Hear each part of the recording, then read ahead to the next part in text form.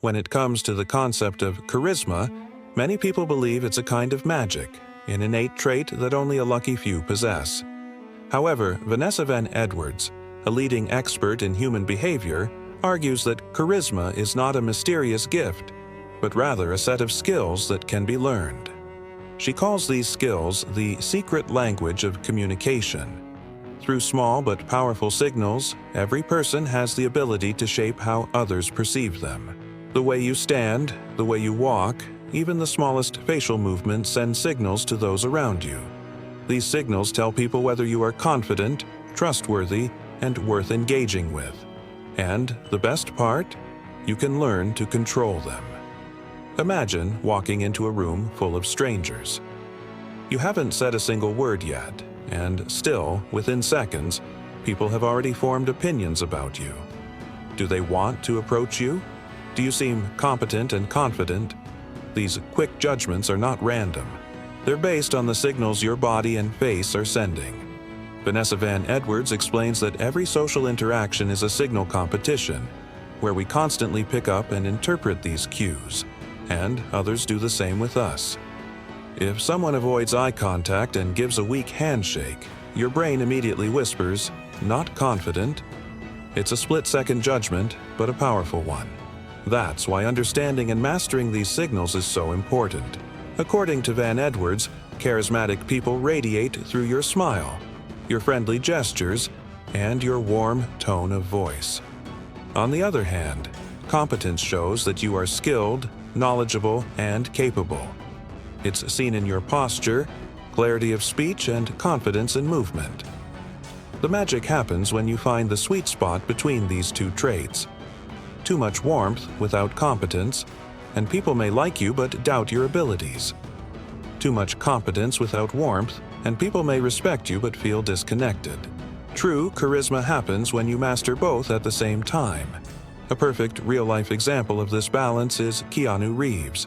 People love him not only for his acting skills but also for his humility and kindness. He's seen as a dedicated professional, someone who takes his craft seriously, but also as a kind, humble person who treats everyone with respect. This balance between warmth and competence is why he's beloved worldwide. People admire him and feel a genuine connection, even if they've never met him. But charisma is not an all-or-nothing game. Van Edwards introduces the idea of 4 levels of charisma to explain where people usually fall. Think of it like a ladder, where each level is a blend of warmth and competence.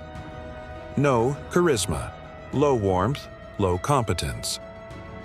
People in this category may be seen as cold, distant, or uninterested, even if that's not who they really are. They may be smart and kind, but because they don't express it through their body language, others fail to notice. Some charisma, high competence, low warmth. Many professionals end up here. They're seen as smart and skilled, but they come off as cold or unapproachable. If you focus too much on your expertise, you might send competent signals like strong posture and clear speech, but without warmth, people may feel uneasy around you. Some charisma, high warmth, low competence. Here, you're friendly, likable, and fun to be around, but you may struggle to be taken seriously. People enjoy spending time with you, but they might not trust you with major responsibilities. Think of someone who always jokes and smiles, but freezes when it's time to handle serious tasks. High charisma, high warmth, high competence. This is the ultimate goal. High warmth and high competence together create the perfect mix. People trust you, respect you, and want to be around you. You appear as a leader, teacher, and friend all at once. This is the big brother energy, someone you look up to but also feel emotionally connected with. So, how do you climb the charisma ladder? Van Edwards says it's possible for anyone to rise. Charisma is not something you are born with. It's a skill you can practice and improve over time. The key is self-awareness. You need to know where you currently fall on the 4 levels. Ask yourself honestly, am I naturally warm or more competent? Or do I struggle with both? Maybe you're the friendly type who lights up a room but freezes when giving a presentation. Or maybe you're the expert who commands respect but unintentionally appears cold. Knowing your place is the first step toward improvement. Van Edwards offers a simple exercise to help balance warmth and competence. The Friend and Expert Test. After any interaction, ask yourself 2 questions. 1. Did they feel like I was their friend? 2. Did they believe I knew what I was talking about? If the answer to both is yes, you're on the right track. For example, if you're presenting an idea, start with a relatable story or light joke to build warmth. Then, deliver your data with clear and confident language to show competence. Warmth opens the door. Competence lets people walk through it. Achieving this balance doesn't require grand gestures. Simplicity is key. To show warmth, make people feel valued. This could be as simple as smiling, nodding when they speak, or maintaining eye contact. To show competence, you need to speak clearly and with confidence, but also make sure your body language matches your words. People will always believe your body more than your words. If you say, "I'm really happy to be here," but your arms are crossed and your face looks tense, people won't believe you.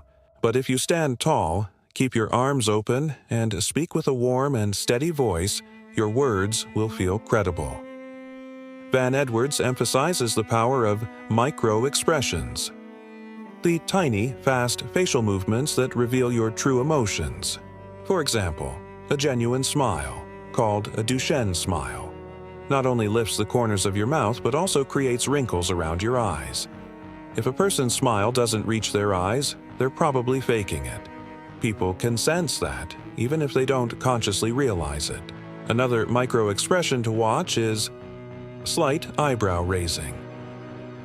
If you're telling a story and notice someone raise their eyebrows slightly, it's a sign they're engaged.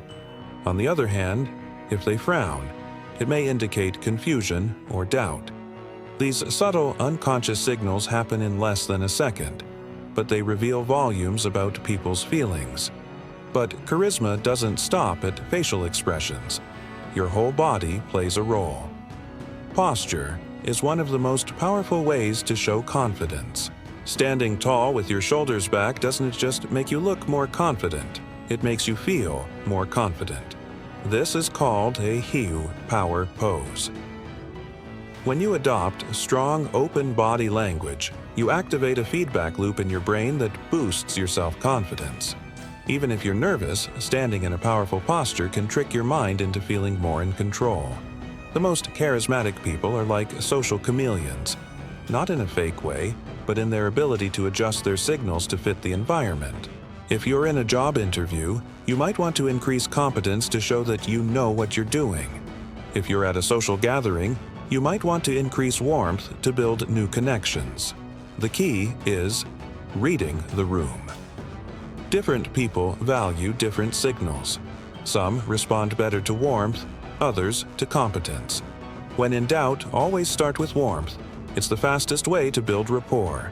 Once people trust you, it's easier to show your competence.